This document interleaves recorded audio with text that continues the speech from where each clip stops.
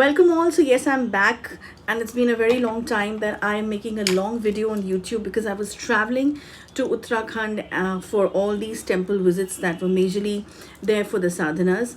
However, now I'm back, and I said that I'll be making a video on the Triyuginarayan Mandir temple, which is there in Uttarakhand. Now, what is the significance of that temple is something that today's topic is all about. So in the short section, I had already mentioned that it's a Lord Shiva and Goddess Parvati's temple, in which both of them got married. Yes, it is just such an amazing thing for everyone to know that there is a temple of Lord Shiva and Goddess Parvati where they got married, and there is a very strong positive energy of togetherness, of a very strong bond, of a very strong strength in that temple, moreover for the couples, and also for people who are looking for good marriage prospects, and people who are looking for togetherness, or who are about to get married, or people who also want to get married. Yes, all these three aspects are taken care of in that particular temple.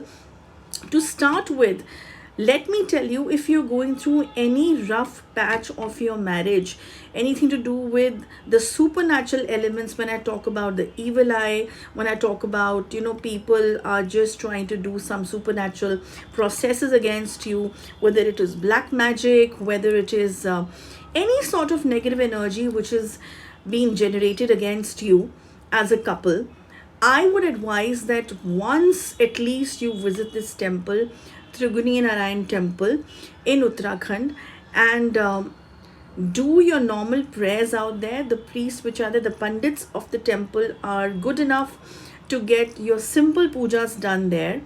And there is basically a kund in which the marriage kund where Lord Shiva and Goddess Parvati sat and did their pujas. And even for that matter, in that temple, you have a lot of information available on YouTube, but spiritually I'm telling all these things to you, that how you can connect to your situation that you're going through, some marital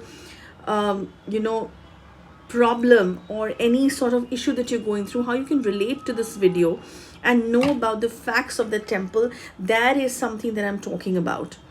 All right, so if you're going through any rough patch, like I said, or if you're saying that someone has done some sort of black magic also on you, or even if there are some compatibility issues which are going on between you as a couple, you must visit this temple once and ask for the blessings of Lord Shiva. And I was saying that even the fire which was lit during the marriage of Lord Shiva and Goddess Parvati is still burning.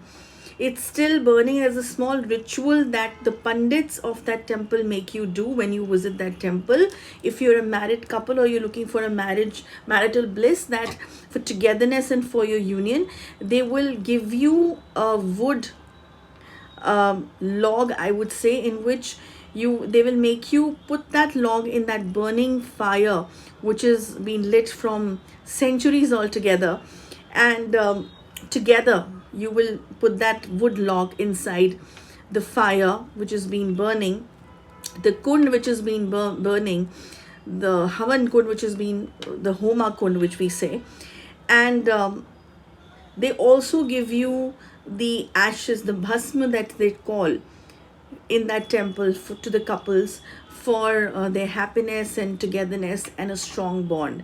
So, it may sound like a very simple ritual, but trust me, it's a very powerful one. Okay.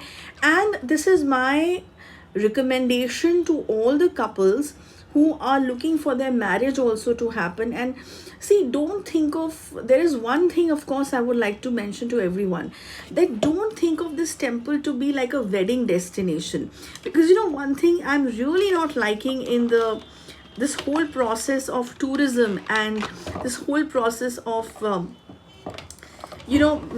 bringing new things in India, that whenever anything spiritual is there, when there's a spiritual land, that Uttarakhand is supposed to be a Dev Bhumi. where the japas and the tapas were done by the sages, and it's a very energized, high energized, positive place. And out there vlogging to just coming there as tourist or thinking of it to be a wedding destination is just really not good. You come with lot of faith, you come with lot of devotion and love, and then if you want to really get married, it should be done in a very silent and in a very private way. It should not be that you're bringing your old friends all together in a very big group, and there's a lot of noise which is happening, and the hulalas are happening. No, it's not the place of the hulalas. It is a place of entire surrender mode, you as a couple or the would-be couple for that matter, and should be done with a lot of grace, and should be done with a lot of devotion and love and respect. Only then we will be able to make sure that these energies which have been there for such a long time, from centuries altogether, remain there in such a pure and a sacred way, the way they were from day one.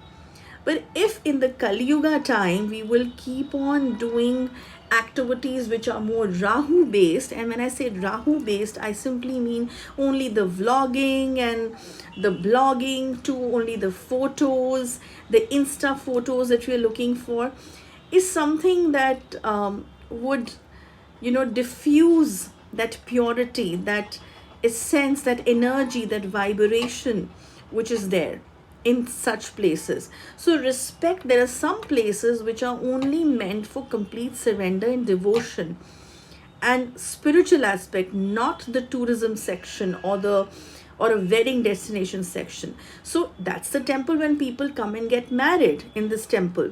But then I don't want that people should think that they can just come and do a very lavish wedding out there with a lot of people around there, and the normal wedding setup which has been there. No, just come for a spiritual link up, come for the sacredness of the marriage which is there, which if you're getting married in this temple would be great. So this is something that I wanted to talk about, that temple, that if you're going through some evil eye or some sort of a black magic or a bad time, or even if you're about to start your married life and you think that you should be getting married here, then do it very privately, very secretively among your family members, and then go out and maybe party and throw the biggest party blast in your city. That's absolutely fine, but just make sure that you are able to maintain the decorum, maintain the dignity of one particular place.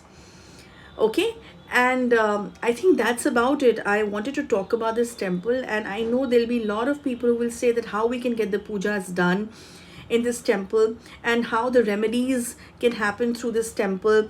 So yes, you can contact our team for such rituals to take place, and we can always guide you that how things to be done. And if you still want some prosperity or the strengthen bond pujas or rituals to be done, you can always contact the team, and we can really see after the case study that what needs to be done if it's a problematic marital status issue or a case.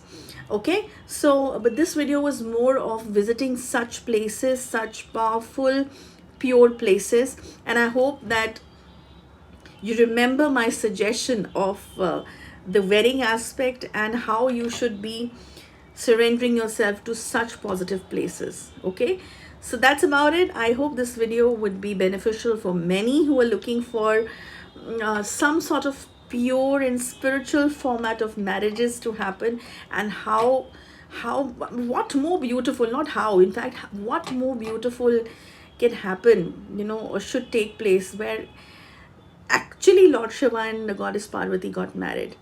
It's a very big thing, and it's a blessing for people who even visit that temple. Even when they're together, even when they're in good times of life, it's always good to visit temples, even if you're in the best state of your life. It's not only when you have a problem you visit.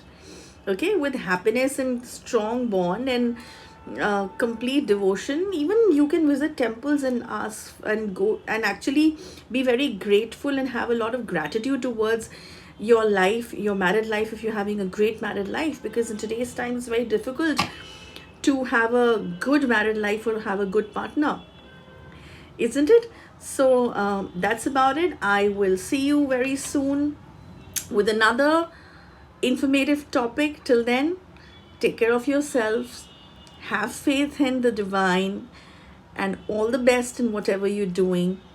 And Jai Ma Kali.